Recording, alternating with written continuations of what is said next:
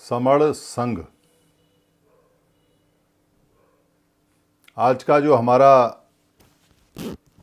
Golden नियम है वो सारे गोल्डन नियम का आधार है। सारे गोल्डन नियम का आधार इसलिए है क्योंकि समण संघ का जो नाम आज के समय है वो समण से आरंभ होता है। पुराने समय में हम खाली इसको संघ बोला करते थे, पर अभी और भी संघ बन गए हैं। इसलिए अपनी जो खास पहचान रही है पुरानी, जो हमारी राष्ट्रीयता है पुरानी, उसके नाम पर समण संघ बोलते हैं। तो जब संघ ही समणों का है तो इसका पहला गोल्डन नियम, पहला सुनहरा नियम, पहला अमर नियम केवल समण है। यानी कि समण के अतिरिक्त यहाँ और कोई नहीं हो सकता। इसलिए समण शब्द की जान समण संघ के लिए बहुत ज़्यादा महत्वपूर्ण होती है। अगर केवल समण से हटा के और समण के अलावा अगर किसी और के भी लिए ऐसे बोला जाता है तो फिर ये समण संघ नहीं रहेगा, फिर ये मिक्स संघ हो जाएगा। इसलिए समण संघ तभी तक ही एग्जिस्ट करता है, अस्तित्व में आता है, जब तक इसमें केवल समण रहेंगे। बहुत सारे जो विद्वान हैं, बहुत बड़ी बड़ी डिग्रियां लेकर जो बैठे हुए हैं, जिनके आगे पीछे सरकारी पोस्ट, सरकारी डिग्रियां होती हैं, जो बड़ी बड़ी यूनिवर्सिटियों में पढ़ाते हैं, क्योंकि हमारे समण लोग काफ़ी तादाद में, बहुत ज़्यादा तो नहीं कहेंगे, पर जीरो से आरंभ हुए और फिर बड़े तो काफ़ी संख्या में समण हैं। बहुत सारे पत्रकार, बहुत सारे राइटर, बहुत सारे लेखक, बहुत सारे जो फिलॉसफर अपने आप को घोषित करते हैं या जिनको सरकार घोषित करती है, बहुत सारे बुद्धिजीवी, बहुत सारे विचारक, बहुत सारे चिंतक, ये लोगों की जो पूरी जमात की जमात है, पर ये समण शब्द से, समण अर्थ से, समण क्या है इससे रूबरू नहीं हो पाए और उन्हीं किताबों में मंडराते रहे जिन किताबों का लेखक और राइटर कोई और रहा, समण नहीं था। यानी कि जितने हमारे चिंतक और जितने हमारे विचारक हैं वो वही बोलते रहे जो उन किताबों में किसी और ने लिख दिया। इसलिए समण शब्द का परिचय या समण शब्द की जानकारी या समण क्या है या समण क्या हो सकता है या समण का अर्थ कितना गहरा है, कितना उथला है या है भी या नहीं भी है, इसको आज जब हम उनको बताते हैं या वो जब पहली बार सुनते हैं कोई समण संघ भी है तो उनको समझ नहीं आता।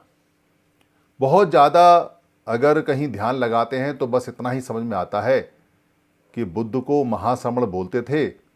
ये कोई बुद्ध से संबंधित लोगों का संघ रहा होगा, कोई धम्मिक, कोई धार्मिक संघ रहा होगा, या कोई छोटा मोटा संगठन है जिसने अपने नाम के साथ में समण लगाया है और उसका संघ है। क्योंकि आज के समय संगठनों ने भी अपने नाम के साथ में संघ लगाने आरंभ कर दिए और समण शब्द तो दूर दूर तक है ही नहीं।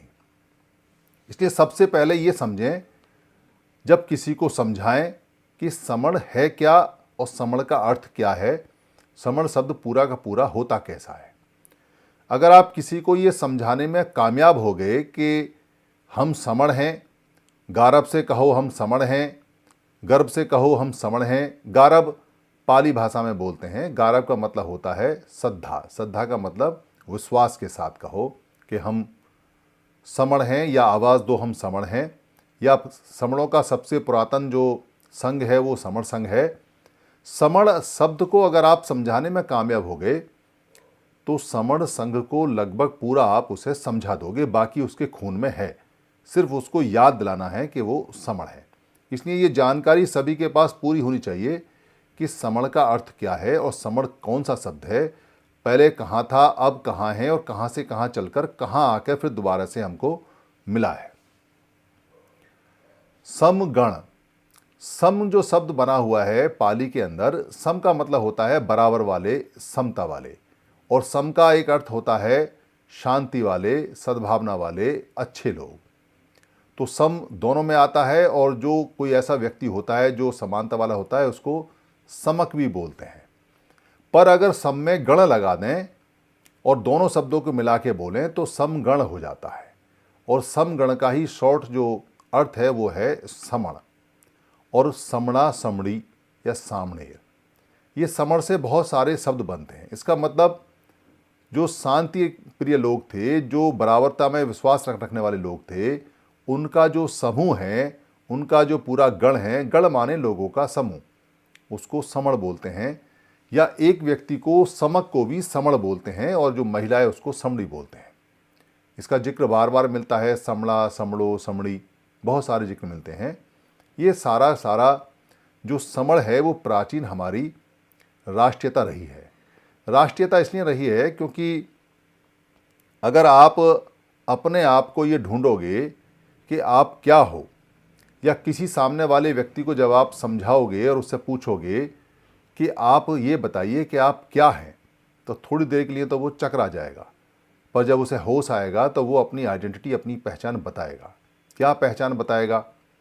कहेगा हम भारतीय हैं, या कहेगा हम उत्तर प्रदेश के हैं, या कहेगा हम बिहारी हैं, बिहार से हैं, या कहेगा कि हम मद्रासी हैं, या कहेगा कि हम इंजीनियर हैं, हम डॉक्टर हैं, या कहेगा कि हम किसान हैं, मज़दूर हैं, या कहेगा कि हम व्यापारी हैं, या कहेगा कि हम किसी जातवाद के नाम से जाने जाते हैं, या कोई वर्ग बताएगा, या कोई गोत्र बताएगा पुराना, या किसी कबीले का, गांव का नाम बताएगा।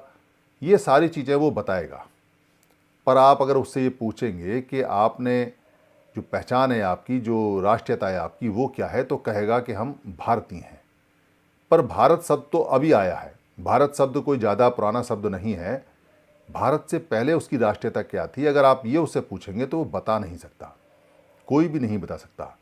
और कोई इसलिए नहीं बता सकता क्योंकि समण लोगों के अलावा किसी की राष्ट्रीयता रही नहीं है, और समणों की राष्ट्रीयता रही है। तो जो समण नहीं है वो तो बताएगा नहीं, जानकर नहीं बताएगा, और उसे पता भी होगा क्योंकि उसकी तो है नहीं, उसकी राष्ट्रीयता कहीं और की है। पर जो यहाँ की रठ्यता है यानी राष्ट्रीयता है, उसको बताने के लिए आपको उसे याद दिलाना पड़ेगा कि आखिर भारतीय से पहले आपको क्या कहते थे। अशोक के टाइम में अगर पहुँचेगा तो कहेगा कि 16 महाजनपदों का व्यक्ति रहा है, पर 16 महाजनपद में से अपने जनपद का नाम ही बताएगा, पर पूरे जनपदों में से एक समूह बना है, एक गण बना है, एक संघ बना है, इसका नाम कैसे बताएगा। तो यहाँ के जो व्यक्ति की पहचान और जो रठ्यता यानी राष्ट्रीयता या जो नेशनलिटी रही है वो समण रही है। ये समण शब्द की राष्ट्रीयता हम कैसे प्रूव करेंगे, क्योंकि आपको कहीं भी लिखा हुआ मिलेगा नहीं कि हमारी राष्ट्रीयता समण है। पर ये प्रूव हो जाती है, ये सिद्ध हो जाती है, ये सफल हो जाती है। ये तर्कों से हम इसको बता सकते हैं। हम इसलिए बता सकते हैं क्योंकि जब तक हम यहाँ अकेले थे, यानी सारे के सारे लोग समण थे, तब हमको अपने आप को समण कहने की आवश्यकता नहीं थी। हालांकि हम कहते थे, हमारी प्रैक्टिस में था।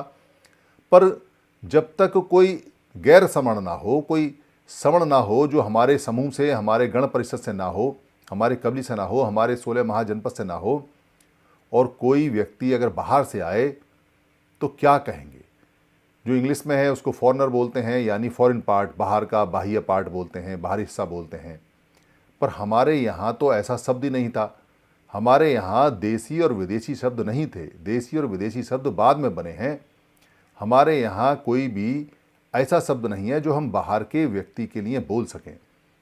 पर बाहर के व्यक्ति को हम बोलते थे, वो शब्द छुपा दिए गए। वो इसलिए छुपा दिए गए कि अगर वो शब्द हमारी समझ में आ गए तो ये क्लियर हो जाता है कि समण लोग यहाँ के लोग हैं, और जो बाहर से आने वाले लोग हैं वो समण नहीं हैं। क्योंकि आप आज देखोगे पूरे भारत में तो एक प्रजाति मिलती है जिसको लोग ब्राह्मण बोलते हैं, वमण बोलते हैं, बम्मण बोलते हैं, बामण बोलते हैं। वो प्रजाति आपको पूरे भारत में अलग अलग रूप रंग की मिलेगी। आप केरल में जाएंगे अलग रूप रंग की होगी, आप मद्रास में जाएंगे, तमिलनाडु में जाएंगे अलग रूप रंग की होगी।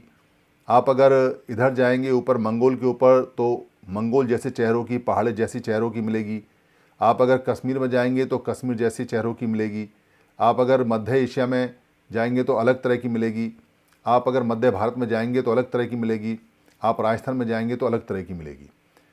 पर उन सबका एक नाम कॉमन है जिसको पूरे भारत में प्रचलित है, ब्राह्मण है। और वो अलग अलग रूप रंग के होते हुए भी, अलग अलग किस्म के होते हुए भी, उनकी नस्लें अलग होते हुए भी उनका नाम एक है, उसको ब्राह्मण कह के सारे लोग पुकारते हैं। अलग अलग लोगों का नाम ब्राह्मण कैसे पड़ा, अलग अलग लोग एक ही नाम से कैसे जाने गए, जबकि हमारे पास व्हाट्सएप नहीं था, जबकि हमारे पास में टेलीफोन नहीं था, जबकि हमारे पास में टेलीग्राम नहीं था, जबकि हमारे पास में चिट्ठी नहीं थी, जबकि हमारे पास में भाषा भी नहीं थी, हम बात भी नहीं कर पाते थे। क्योंकि जो लोग सीरिया से आए वो सीरिया वाले जो लोग थे वो सीरियन ब्राह्मण हैं, जो लोग फारस की खाड़ी से आए उनको फारसी ब्राह्मण बोलते हैं, फारस की खाड़ी से आने वाले हैं।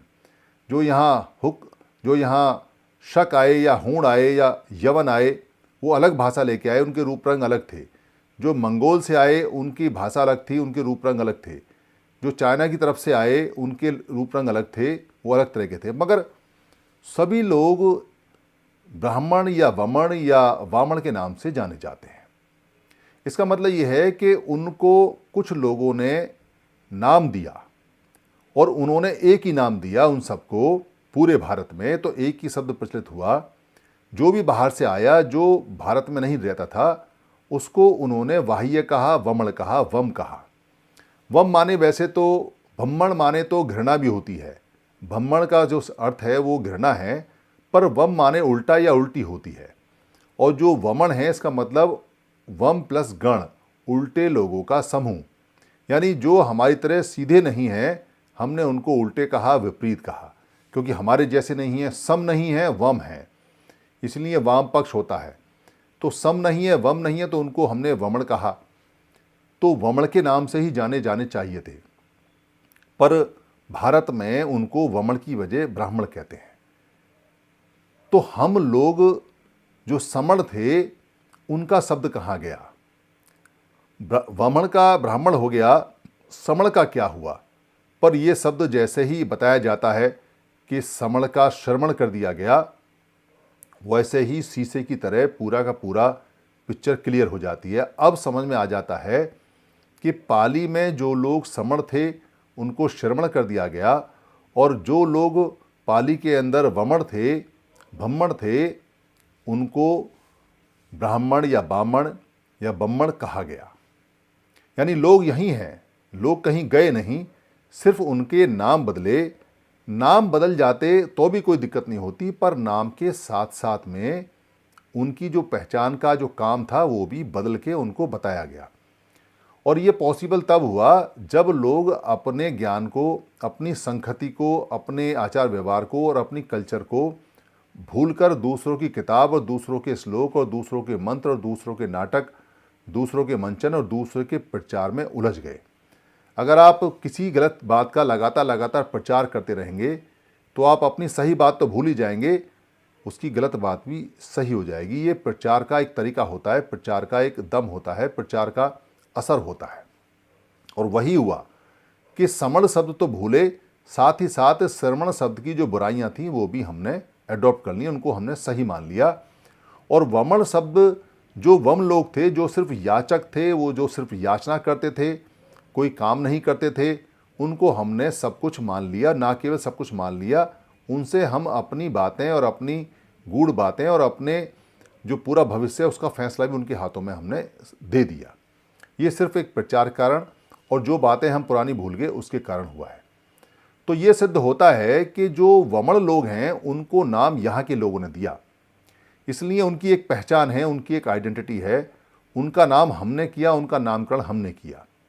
और ये भी तय होता है कि यहाँ के जितने समण लोग हैं वो सारे के सारे लोग काम करने वाले लोग थे। वो सारे लोग पूरे देश में सारे काम किया करते थे, पर वो काम आज के समय हमको श्रम करके छोटे बताए जाते हैं। छोटे काम नहीं थे, सारे काम थे। जैसे जो फिलॉसफी का काम था, यानी कि जो चिंतन और मनन का काम था, जिसके गुरु बुद्ध रहे हैं, वो महाश्रवण रहे हैं। वो फिलॉसफर थे, चिंतन थे, मनन थे, साइकोलॉजिस्ट थे, उनको लगभग सारी के सारा ज्ञान प्राप्त था। वो दुनिया के अकेले विश्व गुरु रहे हैं, जो पूरा पूरा ज्ञान बताते थे। तो यानी समण लोग विश्व गुरु हैं। जो सुदत्त जैसा हमारा व्यापारी है, जिसको अनाथ पिंडक बोलते हैं, वो दुनिया का 27% जीडीपी के साथ में बैलगाड़ियों में माल भर भर के जो भी यहाँ बनता था, चाहे वो कपड़ा था, चाहे वो खेत का काम था, चाहे फसल थी, चाहे वो अन्न था, वो भेजा करता था और बाहर से और सामान लेकर आया करता था। तो इसका मतलब व्यापारी भी समण लोग थे।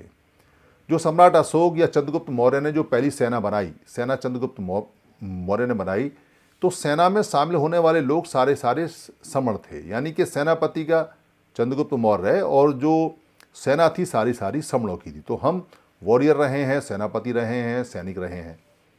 तो हम जीवक जैसे डॉक्टर रहे हैं। तो डॉक्टर जीवक, क्योंकि जीवक समण थे और उन्होंने बुद्ध का इलाज भी किया, और जीवक ने बहुत बड़े बड़े चमत्कार किए। उस समय सर्जरी भी की और उस समय मेडिकल के वो बादशाह भी थे। इसलिए जीवक का नाम अभी भी अमर है। और हमारी यूनिवर्सिटियाँ रहीं तक्षशिला के अंदर और नालंदा के अंदर सारी सारी, जो बाद में बनी, और उनमें सारे पढ़ाने वाले जो प्रोफेसर थे वो भी समण थे और पढ़ने वाले भी समण थे। जो सम्राट अशोक ने पहली बार अक्षर बनाए, जिसको अशोक लिपि बोलते हैं या अशोक धम्म लिपि बोलते हैं, और जो अक्षर बने जिनको देवनागरी लिपि बाद में बोला गया, नाग लोगों ने दिया देवनागरी लिपि, वो भी हमने बनाई। और वो अक्षरों को पढ़ने वाले जो लोग थे, वो पढ़ने वाले भी समणी थे। यानी लिखने वाले समण थे, पढ़ने वाले समण थे। जितने कस्सक थे, जितने किसान थे, वो सारे समण थे। ये प्रूव होता है इस बात से, क्योंकि जो महासमण बुद्ध थे, जब पहले वो देवदत्त हुआ करते थे, तो 11वें साल में उनके यहाँ जो वप मंगल यानी बीज बोने का उत्सव हो रहा है, तो वहाँ पर वो जम्बू पेड़ के नीचे बैठे हुए हैं और उनके खेतों में 1000 हल चल रहे हैं। उनके पिता सबसे बड़े कस्सक थे। उनके नाम भी किसान की जो फसल है उसके ऊपर थे, शुद्धोधन। शुद्धोधन का मतलब है शुद्ध ओदन, साफ चावल, अमितोदन, यानी जिसमें अमित हो, अनलिमिटेड चावल हो, अमितोदन। तो ये ओदन जो शब्द है वो फसल से संबंधित था। तो सारे किसान थे और वो तो पूरे कबीले का नाम भी साक्य ही था। साक्य मतलब साग सब्जी वाला। तो हम फार्मर भी रहे हैं, पूरे फार्मर, पूरी लैंड भी हमारी रही है, और लगभग हम सारी चीज़ों के जानकार और ज्ञाता रहे हैं और सारे काम हम करते थे। चाहे वो तीर कमान बनाने का काम हो, चाहे शिकार करने का काम हो, चाहे खेत में खेती करने का काम हो, जो भी काम था वो सारे के सारे समण करते थे। तो समण उत्पन्न करते थे, उत्पत्ति करते थे। इसको पाली भाषा में उत्पन्न करना या उत्पत्ति करने का मतलब होता है जाति। जो बुद्ध ने बताया, जाति दुखा, जरा दुखा, मरणं दुखा, व्याधि दुखा, यानी बीमारी दुख है, मरना दुख है, पैदा होना दुख है, और उत्पन्न होना यानी जो पैदा होता है, उत्पन्न होता है, जाति दुख है। तो कोई चीज़ अगर उत्पन्न होती है तो उसको बोलते हैं जाति। इसीलिए पेड़ पौधों की जाति होती है क्योंकि वो उत्पन्न होते हैं। जितने जीव हैं उनकी जाति होती है क्योंकि वो उत्पन्न है। तो जो चीज़ उत्पन्न होती है उसको हम जात या जाति बोलते हैं। तो जितने लोग थे वो कुछ ना कुछ उत्पादन करते थे, उत्पन्न करते थे। इसलिए उत्पादन के नाम पर जो वो उत्पादन करते थे उनकी पहचान बनती थी कि ये कस्सक है, इसकी जाति क्या है, कस्सक की। ये उत्पादन करता है खेती का, किसान का, फसल का उत्पादन करता है, तो इसकी जाति कस्सक है। जो तीर कमान बना रहा है उसको कहते थे ये कारपेंटर है, बढ़ई है, तो इसकी जाति बढ़ई है। जो राजा था उसकी जाति राजा जैसी थी और जो सेनापति था उसकी जाति सेनापति जैसी थी। तो उत्पन्न करने वाले व्यक्ति को ही बोलते थे। पर वमण की कोई जाति नहीं होती। आज भी वमण की कोई जाति नहीं है, क्योंकि वमण यहाँ का नहीं है। वमण वही बोलता था जो दुज, दुज माने पक्षी को बोला करते हैं पाली में, जो पक्षी की तरह उड़ के दूर से आता था, और उसी को बोला करते थे जो बाहरी है, जो वम है, जो विपरीत है। वो कोई काम नहीं करते थे, उनके पास कोई काम नहीं था, वो कोई काम जानते भी नहीं थे सिवाय एक काम के कि वो याचक थे, याचना करते थे, मांगते थे और मांग कर खाते थे। समणों के दरवाजे पर याचना करते थे, समणों के दरवाजे से मांगते थे और समण ही उनको खाना देते थे और याचक थे। इसलिए आज भी वमणों की जाति नहीं होती क्योंकि वमण यहाँ के नहीं हैं, और समणों की जातियाँ होती हैं क्योंकि जैसे ही समणों का संग टूटा, उनके काम के आधार पर उनके गुट बनते गए और उनके टुकड़े होते गए, पर वो जाति के नाम से जाने जाते हैं। इसलिए वो व्यक्ति जो जाति रखता है वो समण है और वो यहाँ का है, और जो व्यक्ति जाति नहीं रखता यानी उत्पन्न नहीं करता कुछ भी चीज़, वो व्यक्ति मांगता है, याचक है, मांगने वाला है। आज के समय बदल गया है वो अलग बात है, पर आज भी ये बात सच है और ये बात पहले भी सच थी। तो समणों का जो इतिहास है वो सारा का सारा बाहर के लोगों ने लिखा है। जो मैगस्थनीज की इंडिका है उसमें समण शब्द और समणों की व्याख्या उसमें लगातार आती रहती है। जो बुद्ध का इतिहास है, जो जैनों का इतिहास है, जैन तो समण के नाम से, क्योंकि वो भी सारे समण रहे हैं, उसमें समण ग्रंथ भी हैं, समण चीज़ें हैं उसके अंदर, और वहाँ से बौद्धों को भी पता चला है। तो बुद्ध और जैन समण हुआ करते थे, सारे के सारे भारत के लोग समण हुआ करते थे। तो समणों का इतिहास त्रिपिटक के अंदर बुद्ध की भाषा के अंदर बार बार आपको मिलता है, पर ब्राह्मण शब्द नहीं मिलता कहीं। ब्राह्मण शब्द नहीं मिलता, सिर्फ वम शब्द मिलता है या ब्रह्मण मिलता है। ब्रह्मण माने घृणा मिलता है। ये जो शब्द बदल गया और समण से श्रमण हो गया, इसलिए इसको भूल गए। बार बार हमारे महापुरुषों ने, खासतौर से बाबा साहब अम्बेडकर ने ये कई बार बताया है और बिल्कुल स्पष्ट बताया है कि यहाँ पर जो संघर्ष होता है, यानी जो हमारी जितने भी संसाधन हैं उनके लिए जो लड़ाई होती है और झगड़ा होता है, वो संसाधनों की लड़ाई और झगड़ा सिर्फ दो लोगों में होता है, दो तरह के संस्कृति में होता है। एक ब्राह्मण संस्कृति और एक श्रमण संस्कृति। उन्होंने हिंदी का शब्द यानी कि जो संस्कृत शब्द है श्रमण इस्तेमाल किया है, जबकि उन्होंने 16वां वॉल्यूम हमें पाली का भी दिया है, उसमें समण को ही श्रमण बोलते हैं। अगर समण को ही श्रमण बोलते हैं और श्रमण की पहचान समण से हमें पहले से मिल जाती तो आज ये जो हमारे सारे अधिकार गए हैं ये बच जाते। ये इसलिए बच जाते क्योंकि समण हमारी अल्टीमेट पहचान है। समण के बाद कोई शब्द नहीं है सिवाय राजा और शासक बनने के। आप अगर अपनी पहचान को मूल निवासी बताते हैं तो मूल निवासी व्यक्तियों में आप उनके वर्गीकरण, यानी जो जात का आज के समय अभ्यास होता है, क्योंकि अब काम के ऊपर जात का अभ्यास नहीं होता, अब जात का अभ्यास छोटे बड़े के आधार पर होता है कि किसको छोटा करना है, किसको बड़ा करना है, जबकि ये सारा हवा में है। तो जो अभ्यास यहाँ होता है वो मूल निवासी में भी होता है। यानी व्यक्ति कहता है अच्छा आप मूल निवासी हो, अच्छी बात है, तो मूल निवासी में क्या हो, ऐसा पूछता है।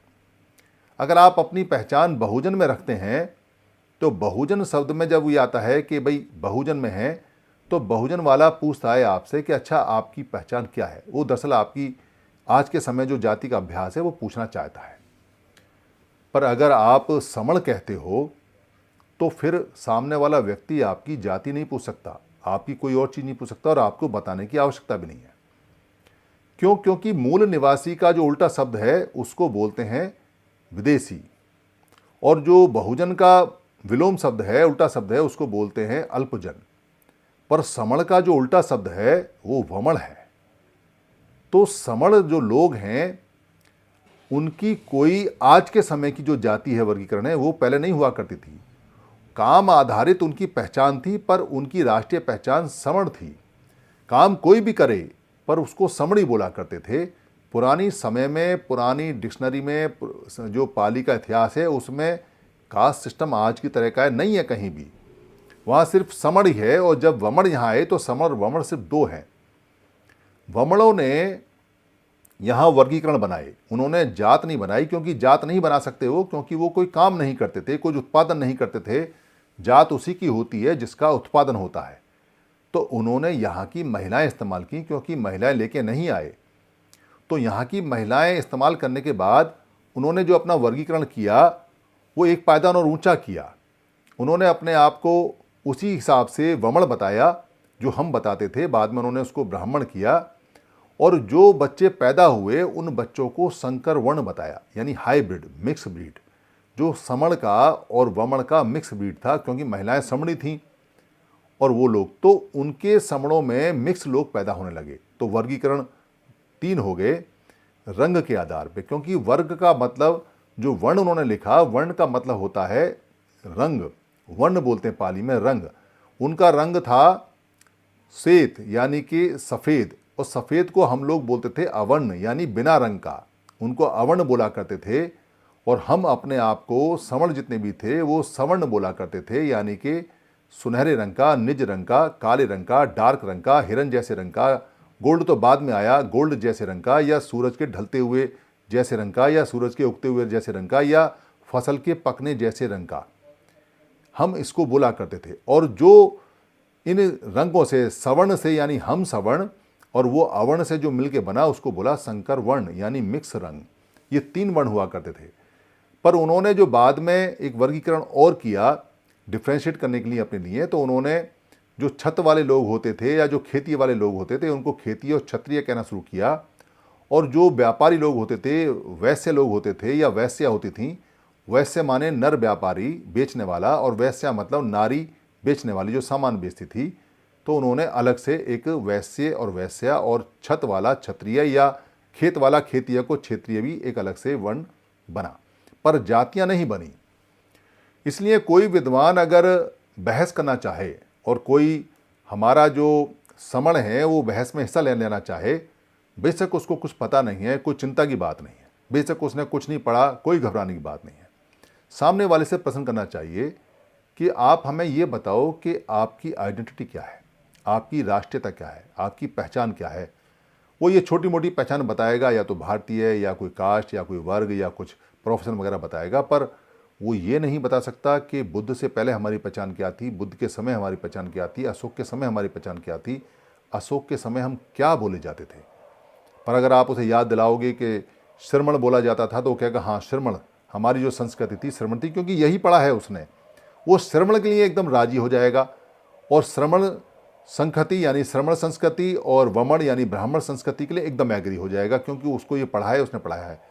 तब आप उसको आसानी से समझा सकते हो कि जो श्रमण शब्द है पाली में ओरिजिनल यही श्रमण है, और जो ब्राह्मण शब्द है वही पाली में ओरिजिनल वमण शब्द है, वम शब्द है, वो यहाँ का नहीं है।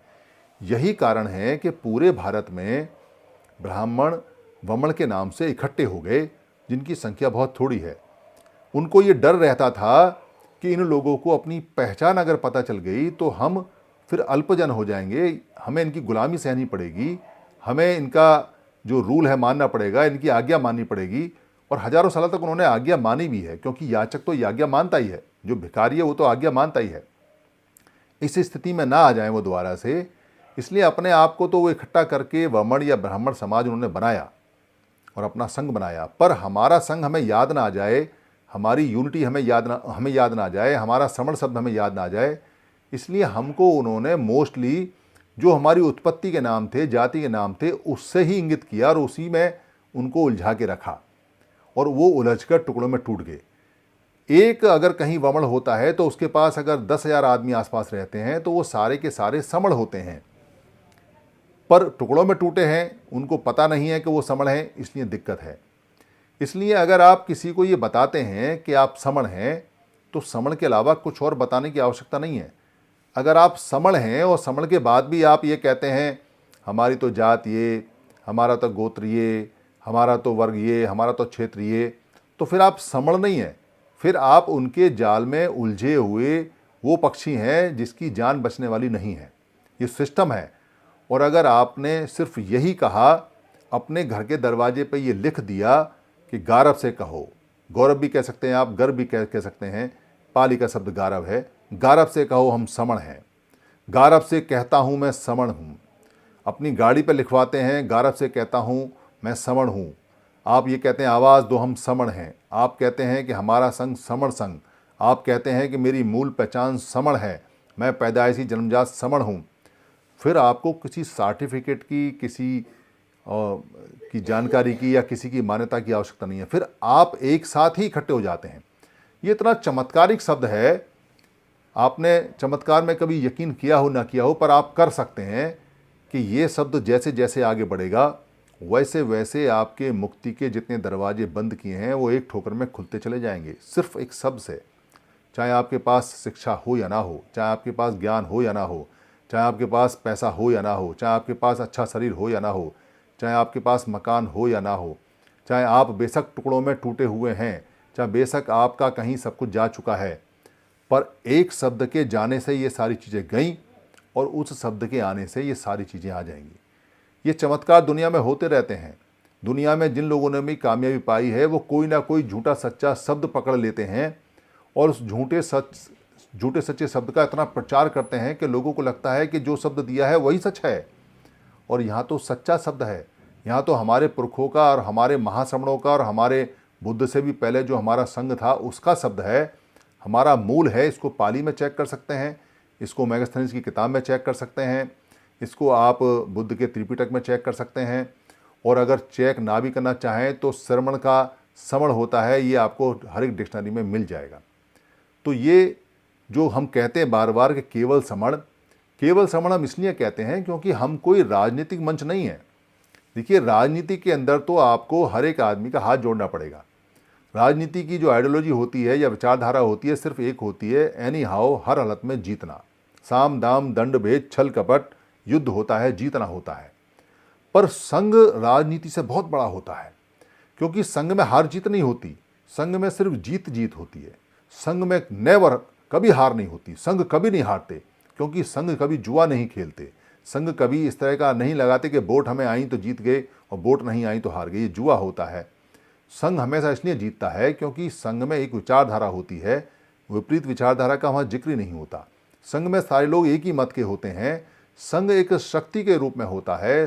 संघ एक ऐसे होता है जैसे जो शेरों का एक झुंड है, या एक ततैयाओं का झुंड है, या एक मधुमक्खियों का झुंड है, या हिरणों का झुंड है, एक झुंड की तरह होता है। और झुंड जहाँ से निकलता है रास्ते अपने आप खाली हो जाते हैं। अगर आपको यकीन ना हो तो आप दुनिया के संघों को चेक कर सकते हैं, पर मंत्र सिर्फ एक है कि आपको अपने शब्द को, अपने सद्द को, अपने वर्ड को, अपने समण को दिन रात सीने पे लिखना है, टी शर्ट पे लिखना है, माथे पे लिखना है, शरीर पे गुदवाना है, अपने बच्चों की किताब पे लिखना है, किताब समण की खरीदनी है, कॉपी जिसमें लिखा हो समण है वो करना है, गर्व से कहना है हम समण हैं, हम समण के अतिरिक्त कुछ और है नहीं, पुराने हम समण हैं, हमारा जो रुतबा है, हमारी जो शान है, हमारा जो ऊंचा मत्था है वो समण होने का है। ये गर्व, ये गारब जैसे जैसे हमारे शरीर के अंदर आता जाएगा वैसे वैसे हवा खा के भी हमारा खून बढ़ेगा। सिर्फ हवा खाने से हमारे खून का संचार बढ़ेगा, ये कमाल की बात होती है। इसलिए केवल समण यहाँ पहला हमारा सिद्धांत है, सिद्धांत और हमारा गोल्डन नियम है, क्योंकि इसमें समण के अलावा किसी और की एंट्री नहीं हो सकती। संघों के अंदर एक ही विचार के लोग आते हैं, एक ही तरह के लोग आते हैं। संघ के अंदर दूसरे विचार के लोग या दूसरी तरह के लोग कभी नहीं आते। आप किसी भी संघ को चेक कर सकते हैं। संघ अपने लोगों के वेलफेयर के लिए बनता है। इसलिए केवल समण का मतलब है कि सिर्फ समण के वेलफेयर, समण के सुख के लिए ही ये काम करता है।